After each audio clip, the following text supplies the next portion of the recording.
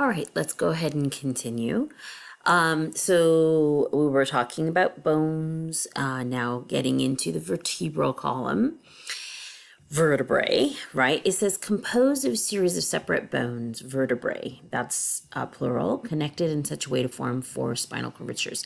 Now think about it.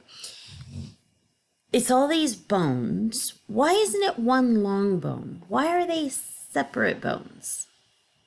Okay. If they're separate, that allows for movement, right? Bending, twisting, right? So it forms stability, but those separate bones will allow for movement. Not a lot of movement, but some movement. Okay. So the curve, cervical, thoracic, lumbar, sacral. Again, it really helps to look at a picture. Cervical, cervix, cervical, we're talking about the neck. There are 1 through 7. So sometimes you hear about people getting into accidents. You hear like C1, C2, C3. We're talking about the cervical vertebrae. So C1 would be the first one. That's also known as the atlas. C2 is the second one, also known as the axis. So C1 through C7, excuse me. Those are the total. Thoracic, that's the chest.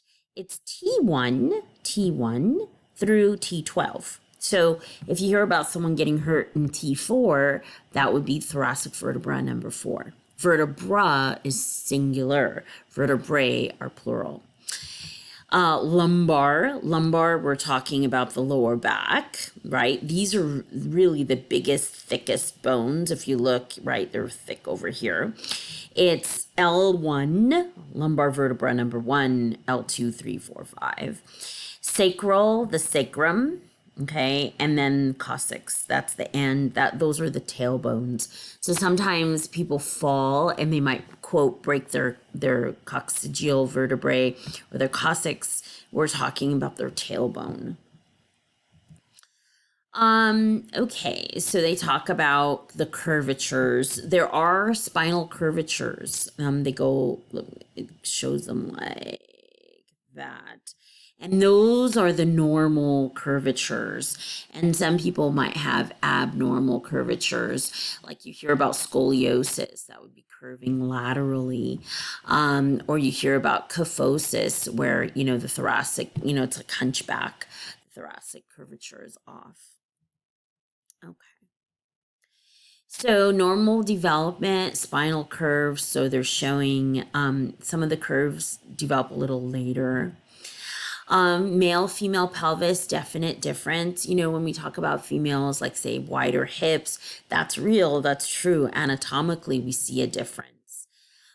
Here's the male pelvis. If you look at this opening and if you look at this angle, kind of more funnel shaped. And this is kind of a narrower angle. It says 90 degrees or less.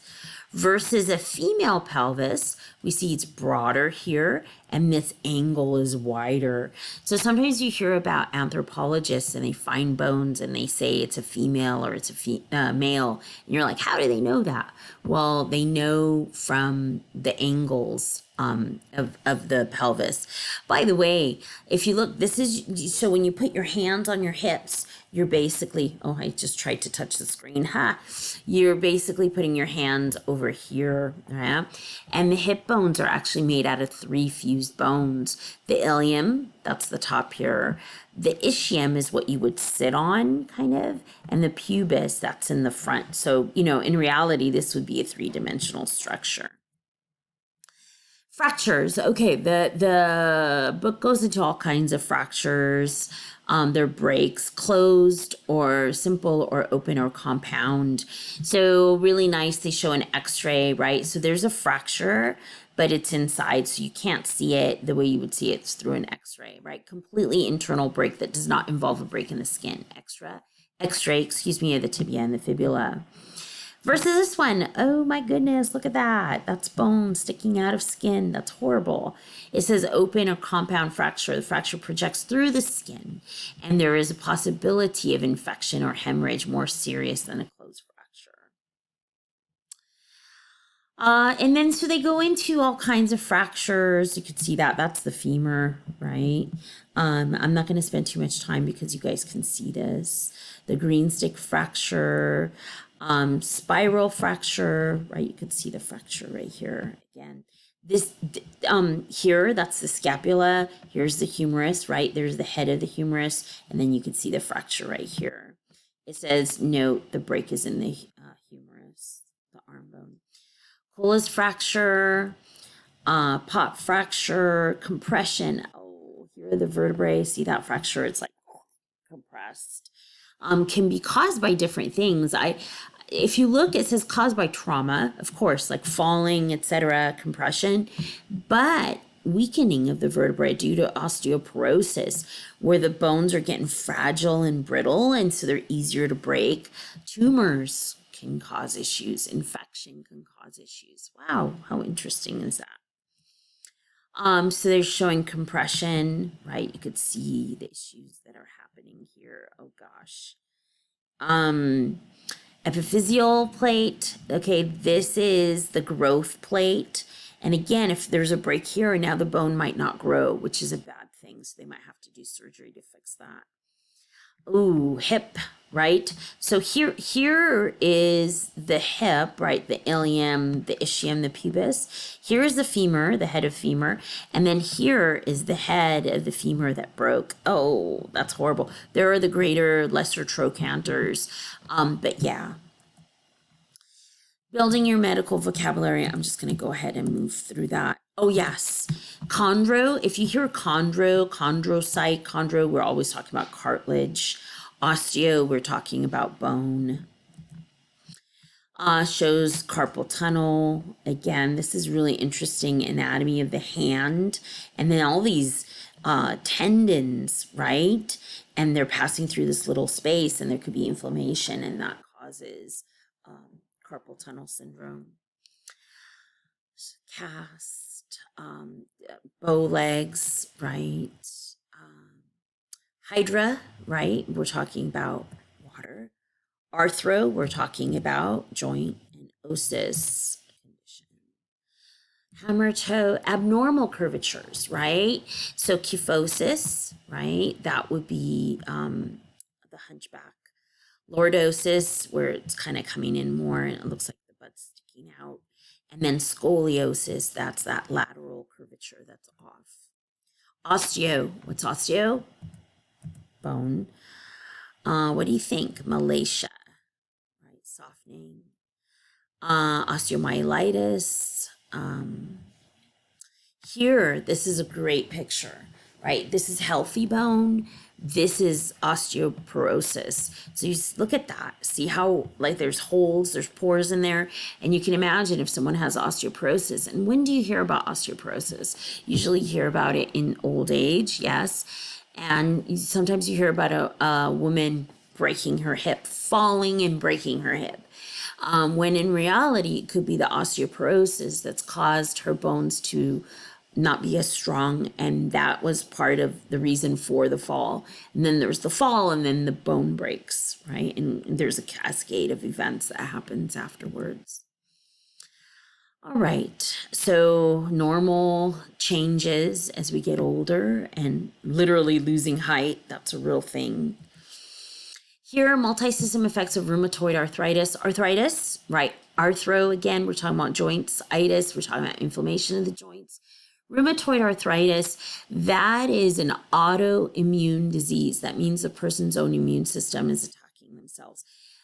So usually we hear about the joints, but it causes all kinds of problems. So here it shows respiratory problems, musculoskeletal, spine, wrists, hands, ankles, feet, even metabolism, cardiovascular, because it's an autoimmune disease. It's multifaceted and causes all kinds of issues.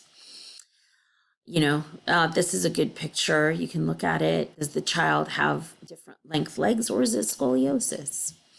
Traction. So when a person, if they've broken bones, etc., now we have to keep them in a certain position for the bones to heal. Does not sound fun at all, right? So that's traction. Right? Xiphoid process or xiphoid process. Yeah. So now drugs, drug highlights, so anti-inflammatories, they could be steroidal, non-steroidal. Looking at different types of drugs. Okay. With osteoporosis, menopause generally is associated with that, with the weakening of the bones. So they can give preventative medicine, right? Estrogen hormone therapy. We think it's linked with lower estrogen. Lowered estrogen causes lower bone density, and then that causes osteoporosis. So estrogen hormone therapy, but there are some negatives, right? So the jury, so is it good? Is it bad? Then people got scared because it was linked with increases of certain types of cancers. So analgesics, right? Helping with pain. Types of tests, diagnostic tests, arthroscopy. Again, arthro, we're talking about the joint scopy, right? We're going to look into the joint. Really awesome arthroscopic surgery. You can go online, you could go on YouTube and check this stuff out.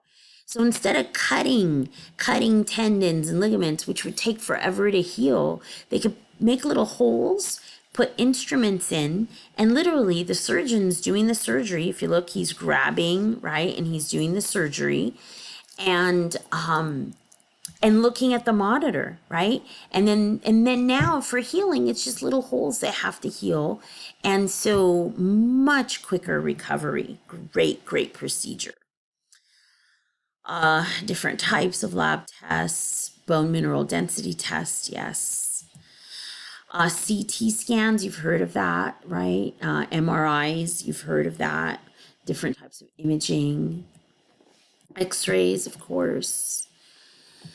Bone mineral density test, yes, calcium, phosphorus. Here, uric acid. Sometimes people get gout and arthritis, myeloma, rheumatism. So we can look at the blood to see the levels of uric acid, and it's involved with those issues. Some abbreviations, you can look at that. Look, C1, that's cervical vertebra 1. C2, number 2, number 3, calcium. Here, L3, lumbar vertebra. Ortho, again, ortho. Ortho, you think of orthopedics. So we're talking about kids, and we're talking about bones, but ortho does not mean bone, it means straight. Okay, fractures, lumbar vertebrae, we can look at that. And I think that finishes up, right, this chapter. All right, so we are finished with this chapter. Look at the book, do the activities that online on MyLab, and then also make sure do the chapter activities, the summaries at the end of the chapter and the activities. All right, and look at the tables in the book. Okay, talk to you later.